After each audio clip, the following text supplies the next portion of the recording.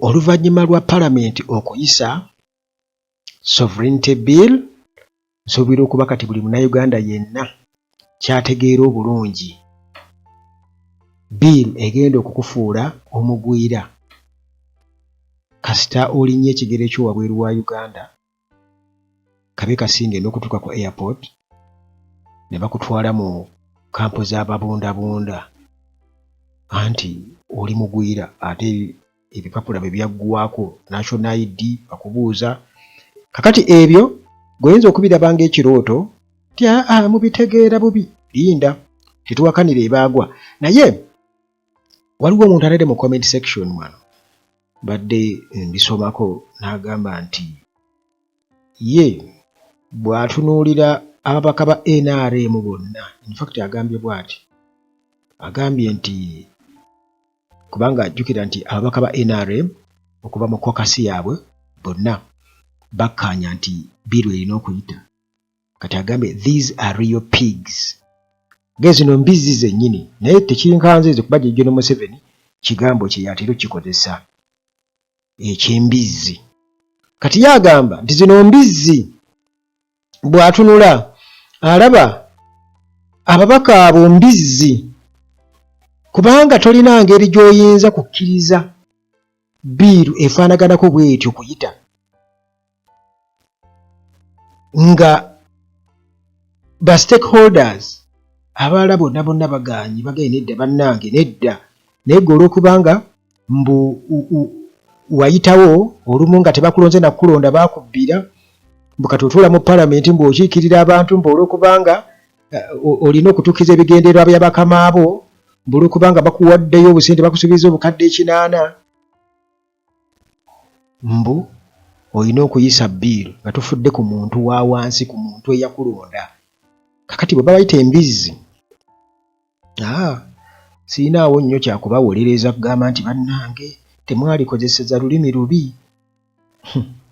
Kakati munnange nga bwe kyabadde kisuubirwa nti Parliament eya Uganda akawungeezi akayise olunaku olwajjo bwetyo yayisizza controversial protection of sovereignty bill, bill namutaayiika protection of sovereignty, okukuuma ekitiibwa kya Uganda. Mbu mu bufunze ffe ng'abeeno wansi mu kukitegeera nti okukuuma ekitiibwa kya Uganda okuba nti ebintu byayo tebiyingirwamu mawanga malala okusalawo kwayo bwe bityo ye biiru eno. Kakati committee joint committee of internal affairs okukozesa ne defense and legal and parliament affairs bwe batyo bayanjudde majority report, kwegamba report yaabo abalonze abasinga obungi, era ng'eno yateekeddwako omukono ababaka 50 okuva ku njuyi zombi, komiti zombi. Muno ne mwe muli ababaka kati nga ono Nsibambi eri bya Mutene. Nsibambi era namulabye Tembi bwe bakutte nga taaya akimu kugigira bw'ate nga bw'onoova mu official meeting kati ogezaako ettaayo ogiteewuluzaamuko katono bw'ati ng'akakasa biiru erina okuyita. Oyo Nsibambi. Kati awo uomu committee section awo wemuwagirira nti wamma weevumire. Kakati munnange minority report, kwegamba report ey'abatono abawakanya, era eno yasomeddwa Root South Member of Parliament Jonathan Odul n'abalala bamemba ba Parliament okwabadde Gilbert Olanya, Betty Namboze, Wilfred Nwagaba, Medadi Lubega Segona, Abdallah Kiwanuka, bonna baweereddwayo eddakiika okubiranga bwe batyo bapresentinga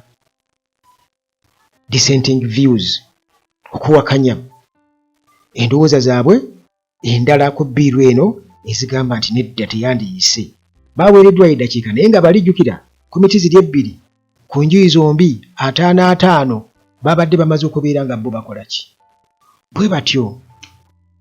bakoonamu kakati government chief whip bwatyo n'ayisa motion eri parliament okubeera nga ennaku zino essatu ze balina okuba nga bawawo ba MP oluvannyuma lwa report ku bbiiru eno okubeera nga eyanjuddwa nti bbiiru esobole okubeera nga esomwa omulundi ogwokubiri ogwokusatu kati esooke eyisibwe parliament bwetyo yatudde mu komiti ne bagamba nti mu committees bano ababadde basazeewo ku bbiiru eno babadde basusse nga bagiwagira kakati bbiiru ng'erina okuyita ne majority MPs nti babadde basazeewo nti bbiiru ekole ki eyite kati bino ebyoga nti balindeko bagisome ogwokubiri naga nti abyo tebigenda kubeera nga bikola kakati leader of opposition Joel Ssenyonyi obutambi kwe buli ku mutimbagano nga agezaako kubeera nga awakanya n'ababaka abalala nga bano balabula nti bbiiru eno gye bali mu kwogerako si original version eyaweerezebwa obukiiko committees nti eno amended copy okuva eri Attorney General Speaker Anita Among ekyo n'akiyiwako amazzi era nga munnange bw'atyo n'asalawo ogenda mu maaso n'okubeera nga bbiiru eyisibwa mu ngeri yonna mu bumalirivu obw'ekika ekya waggulu nga bw'omanyi naawe Anita Among essaawa eno ali mu kwegula basobole okubeera nga bamuzzaako n'agezaaba nga akololamuko bw'ati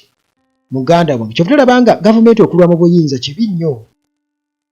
nti emyaka 10 giba gimala kuba kati tetwali badde na bantu speaker batiitiizi nti ayina kukolera bali tetwali badde na babaka balowooza nti nno balina kutambuza kintu kyabwe kibe nga kigenda mu maaso gavumenti bwegenda ekyuka ebintu bigenda bikyuka era bibeera bifevaringa bantu naye gavumenti bweba mu buyinza ebintu bibeera bifevaringa abo bali mu buyinza okusobola okunyereza mu buyinza kakati mu ngeri bwetyo Anita Among buli kimu ng'alaga ayanguyirizaako bwanguyiriza kakati munnange sovereignty bill eno nga yo yawakanyizibwa ba stakeholders abasinga obungi abaayitibwa okubeera nga basisinkana obukiiko nga bapolicesinga omwali Financial Intelligence Authority, Bank of Uganda, religious leaders, political parties bonna baabayita ne Bank of Uganda ega nedda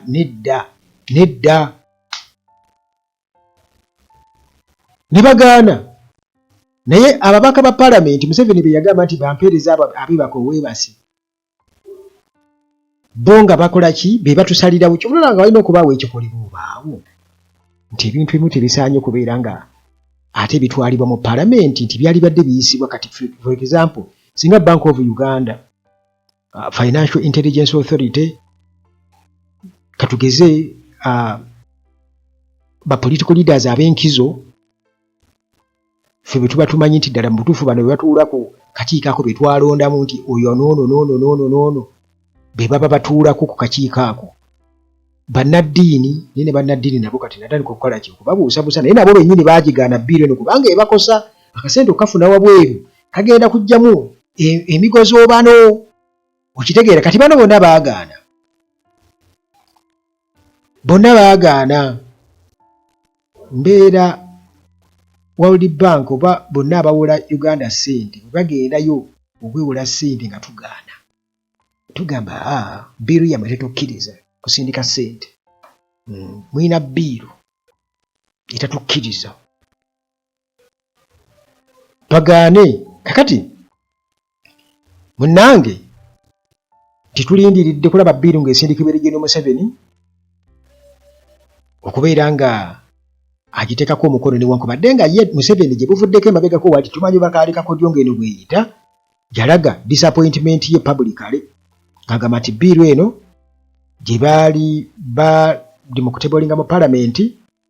mbu si yeeyo ye initially gyalowoolezaamu bw'erina okubeera era yagamba mbu agimuweereza atereeze mbu abalambike nga bw'erina okuba naye kati baayisizza ndowooza sisuubira nti waliwo ekiyinza okugenda mu maaso mu parliament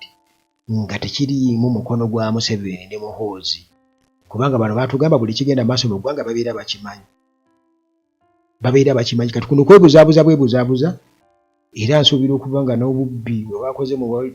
Bank of Uganda ebyo byonna babimanyiiko kubanga baatugamba tewali kigenda maaso nga tebakimanyi gwe ate baategedde batya nti zaatwaliddwa ku Mutaasa Kafeera kirabika era ndowooza babadde bayinza n'okuba nga bebaagi kakati nti biiru eno yayisiddwa nga oluvannyuma lw'ennyongoosereza mu yo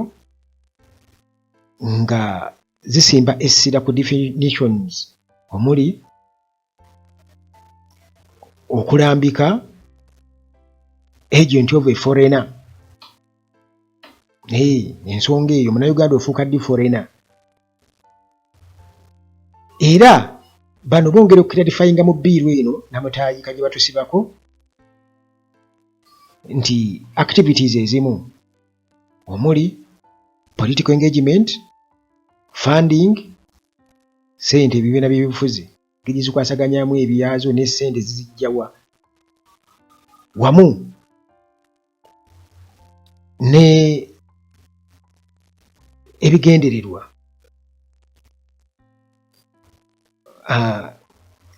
ebigwira kaŋŋambe ebigendererwa ebigwira mu Uganda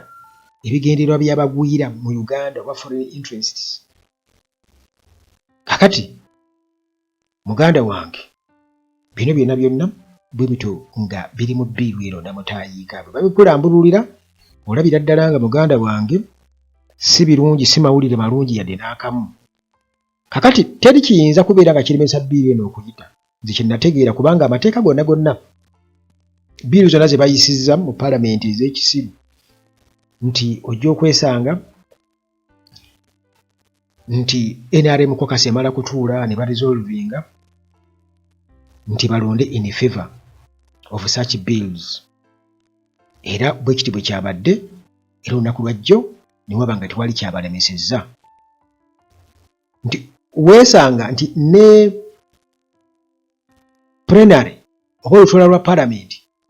baalwongezaayo paka ssaawa 3 ez'ekiro paalamenti yatudde paka ssaawa 3 ez'ekiro naye nga biiru eno bagiyisa paka ssaawa 3 ez'ekiro biiru eno okubeera nga eyisibwa kakati munnange gwe kyoba omanya nti parliament passed protection of sovereignty bill 2026 ekyo bagiyisizza era nga bano tebakkiriza na mitendera oba oliawo mirala kubeera nga giyisibwa nga bakola bukubiriro okuba nti biiru eyita era neyisibwa leader of opposition obutambi we buli ng'agezaako okukaayanako bagezaako okulaga dissatisfaction naye nga Anita Among muganda wange bannange Uganda yo bwe bagamba nti ye Pearl of Africa tojja kuwakana kozi gundi yaffe egamba etya nti o Uganda may God uphold thee Uganda ensi Katonda gye yeerabira Uganda Katonda yatwerabira muganda wange eze bwe ndowooza oba si kyekyali too busy oba atumala kajanja tusobole okutegeera ffe nga bannansi omugaso gw'okubeera nti tuli bannansi tulekeraawo okubeera nga twesiga abagwira ndowooza